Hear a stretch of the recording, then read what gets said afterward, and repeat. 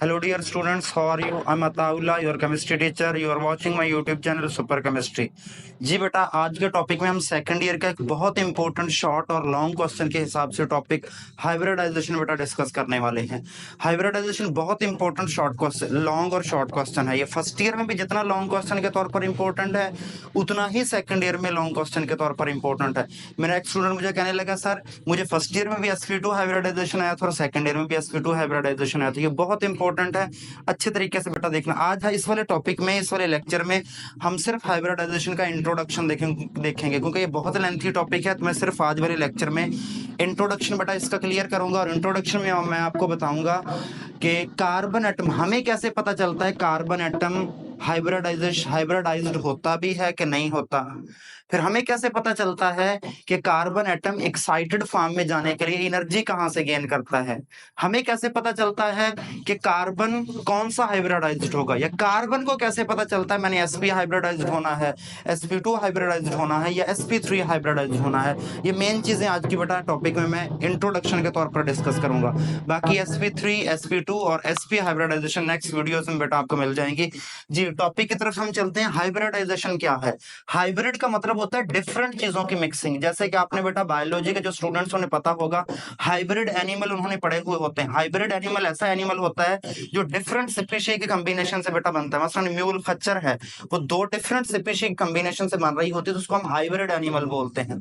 तो हाइब्रिडाइजेशन का मतलब भी होता है कि हमारे पास दो डिफरेंट चीजें होंगी, दो डिफरेंट नेचर के ऑर्बिटल होंगे, उनको हम कंबाइन करेंगे तो उनको कॉम्बिनेशन का प्रोसेस हमारे पास हाइब्रिडाइजेशन है, यानी डिफरेंट ऑर्बिटल की कॉम्बिनेशन।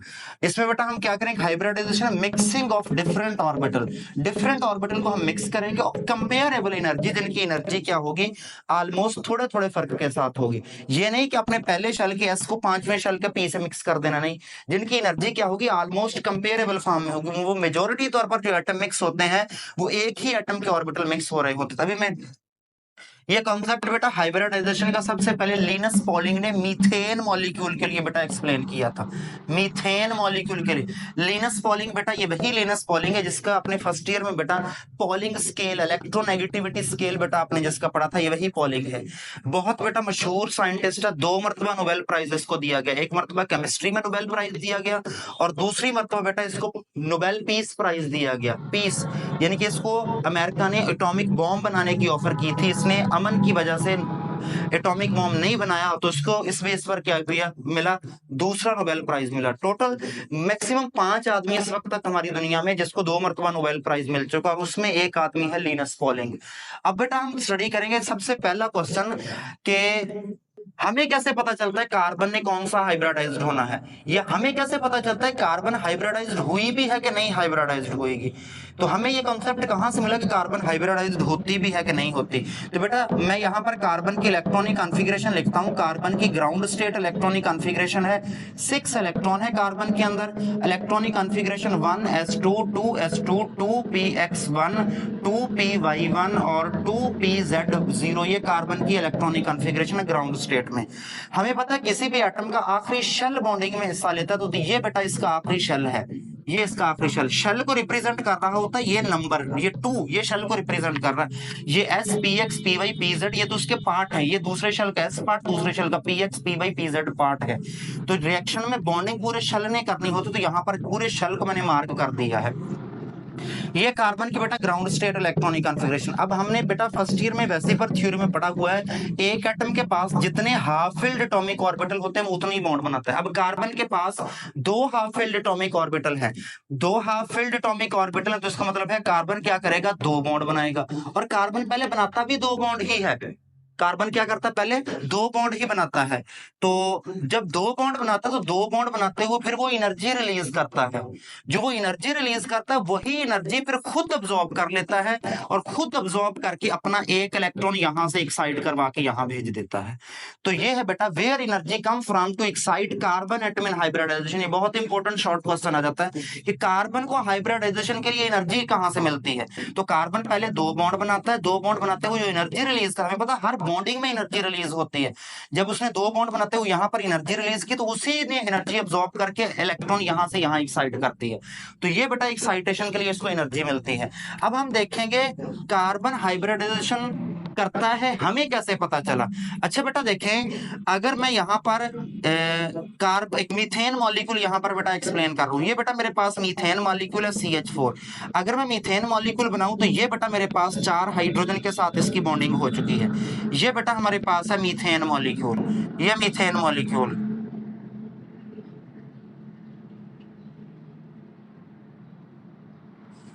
मीथेन मॉलिक्यूल में बेटा ये कार्बन एटम देखें, कार्बन एटम के गिर्द 4 बॉन्ड है और चारों बॉन्ड बेटा क्या है? एक जैसे बॉन्ड है। कार्बन एटम के गिर्द चारों बॉन्ड क्या है? एक जैसे। और अगर हम कार्बन की एक्साइटेड इलेक्ट्रॉनिक कॉन्फ़िगरेशन देखें, एक्साइटेड स्टेट इलेक्ट्रॉनिक कॉन्फ़िगरेशन, अभी मैंने एक्साइटेड स्टेट इलेक्ट्रॉनिक कॉन्फ़िगरेशन का आपको बताइए आती कैसे है।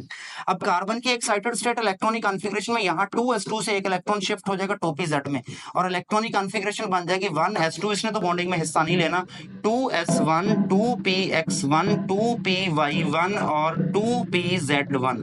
ये कार्बन की एक्साइटेड स्टेट इलेक्ट्रॉनिक कॉन्फ़िगरेशन आ गई। अब अगर हम एक्साइटेड स्टेट इलेक्ट्रॉनिक कॉन्फ़िगरेशन देखें तो इसमें हर ऑर्बिटल की एनर्जी इक्वल नहीं है।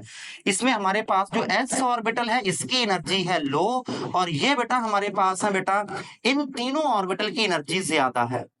इन तीनों ऑर्बिटल की एनर्जी क्या है बेटा? ज्यादा। ये डीजेनरेट ऑर्बिटल है, डीजेनरेट ऑर्बिटल आपने बेटा फर्स्ट ईयर में मैग्नेटिक क्वांटम नंबर के अंदर पढ़े हैं। इनकी एनर्जी बेटा ज्यादा है और एनर्जी इनकी इक्वल है, एस की एनर्जी कम है। अब यहां पर ये 4 हाफ फिल्ड एटॉमिक ऑर्बिटल है, इसका मतलब है कार्बन अगर इन्हीं ऑर्बिटल को यूज करके बॉन्डिंग बनाए, इन्हीं ऑर्बिटल को यूज करके, हमें पता है कार्बन में एक अगर इसी को यूज करके बॉन्ड बनाए तो एक बेटा एस को यूज करके बॉन्ड बनाएगा, ये कार्बन एस को यूज करके बॉन्ड बना रहा है, ये कार्बन ने एस को यूज करके बॉन्डिंग बना ली, ये कार्बन की एस को यूज करके बॉन्डिंग है, ये कार्बन की पी 2px को यूज करके बॉन्डिंग है 2px को, ये कार्बन की 2py को यूज करके बॉन्डिंग है और ये कार्बन की 2pz को यूज करके बॉन्डिंग है। अब हमें पता है 2s की एनर्जी कम है, तो जब 2s को यूज करके कार्बन जो बॉन्ड बनाएगा ये बॉन्ड फिर इस ज्यादा स्टेबल होना चाहिए, इस बॉन्ड की एनर्जी कम होनी चाहिए। और कार्बन जो 2p/2pz 2px 2p/2pz को शो करके बॉन्डिंग करेगा, इनकी एनर्जी क्या होनी चाहिए? ज्यादा, क्योंकि इनके एटॉमिक ऑर्बिटल की एनर्जी ज्यादा है, तो इनसे जो मॉलिक्यूलर ऑर्बिटल बनेगा उनकी एनर्जी भी ज्यादा होनी चाहिए और जो s को यूज करके बनेगा उसकी एनर्जी कम होनी चाहिए। लेकिन जब हम कार्बन मीथेन का असल मॉलिक्यूल स्टडी करते हैं तो हमें पता चलता है इसमें तो सारे बॉन्ड एक जैसे हैं, सभी बॉन्ड की बेटा स्टेबिलिटी एक जैसी है, तो इसका मतलब हमें पता चल जाता है तमाम बॉन्ड की स्टेबिलिटी उसी वक्त एक जैसी हो सकती है जब बेटा क्या हुआ, बॉन्ड बनाने से पहले इन ऑर्बिटल की एनर्जी एक जैसी होगी, इन ऑर्बिटल की एनर्जी, तभी इनके मॉलिक्यूलर ऑर्बिटल की एनर्जी एक जैसी हो सकती है। और फिर इसी से हमें पता चल गया कार्बन एटम जब बॉन्डिंग करता है तो बॉन्डिंग करने से पहले अपने इन ऑर्बिटल की एनर्जी इक्वल करता है। इसी बेस पर लिनस पॉलिंग ने बेटा क्या किया, हाइब्रिडाइजेशन का कॉन्सेप्ट दिया, इसने इन तमाम की एनर्जी इक्वल करने के लिए सभी को मिक्स कर दिया और मिक्सिंग के से क्या हुआ बेटा, इक्वल एनर्जी के साथ हमारे पास बेटा क्या बन गए, इक्वल एनर्जी के मॉलिक्यूलर ऑर्बिटल बन गए जिनकी स्टेबिलिटी एक जैसी होगी। इससे हमें पता चला कि कार्बन एटम हाइब्रिडाइजेशन करता है। अगला क्वेश्चन स्टूडेंट ये भी पूछते हैं, सर कार्बन को कैसे पता चलता है उसने sp हाइब्रिडाइज्ड होना है, sp2 हाइब्रिडाइज्ड होना है या sp3 हाइब्रिडाइज्ड होना? तो ये बेटा क्वेश्चन को आपने अच्छे तरीके से समझ लेना है। मसलन मेरे पास है sp3 हाइब्रिडाइजेशन, sp3 हाइब्रिडाइजेशन में मैं बेटा 2 एग्जांपल लिखता हूं, एक मीथेन मॉलिक्यूल लिखता हूं CH4 और दूसरा बेटा लिखता हूं ईथेन मॉलिक्यूल CH3 ये sp3 हाइब्रिडाइजेशन है। मैं बेटा sp2 हाइब्रिडाइजेशन लिखता हूं, sp2 हाइब्रिडाइजेशन के अंदर बेटा क्या है, मैं 2 एग्जांपल लिखूंगा, एक लिखूंगा बेटा ईथेन की example CH2 double bond CH2 और एक प्रोपीन की CH3CH डबल बॉन्ड CH2 और इथाइन बेटा sp हाइब्रिडाइजेशन की बेटा मैं एग्जांपल देता हूं sp3 हाइब्रिडाइजेशन, इसमें मैं एग्जांपल दूंगा इथाइन की CH ट्रिपल बॉन्ड CH। अब जरा देखें मुझे कैसे पता चलेगा इसने कौन सा हाइब्रिडाइज्ड होना है। अब हाइब्रिडाइजेशन को जरा गौर से समझे बेटा, sp3 हाइब्रिडाइजेशन में कार्बन को पता चलता है उसके साथ रिएक्ट करने वाले हाइड्रोजन की बेस पर कि मेरे साथ कितने हाइड्रोजन रिएक्ट करने आ रहे हैं। अगर तो बेटा एक कार्बन के साथ सिर्फ एक हाइड्रोजन हाइड्रोजन रिएक्ट कर रहा है तो वो क्या करेगा, बाकी बॉन्ड भी तो उसने पूरे करने हैं, तो वो क्या करेगा, sp हाइब्रिडाइज्ड हो जाएगा, यानी कि वो हाइड्रोजन को देखकर उसे पता चलेगा। और अगर क्या होगा, इसे एक कार्बन को एक एक हाइड्रोजन और मिल जाए, वो फौरन अपनी हाइब्रिडाइजेशन चेंज करके sp2 कर लेगा, क्योंकि अब एक कार्बन के लिए 2 हाइड्रोजन आ गए हैं, ठीक है। और अगर एक कार्बन के लिए 3 हाइड्रोजन आ जाए, एक कार्बन को 3 हाइड्रोजन अवेलेबल हो, तो फौरन अपनी हाइब्रिडाइजेशन चेंज करके sp3 हाइब्रिडाइजेशन कर लेगा, अगर सेम टेम्परेचर पर वो हो रहे हो, यानी कि रिएक्शन की कंडीशन क्या हो, फेवरेबल हो वहां पर।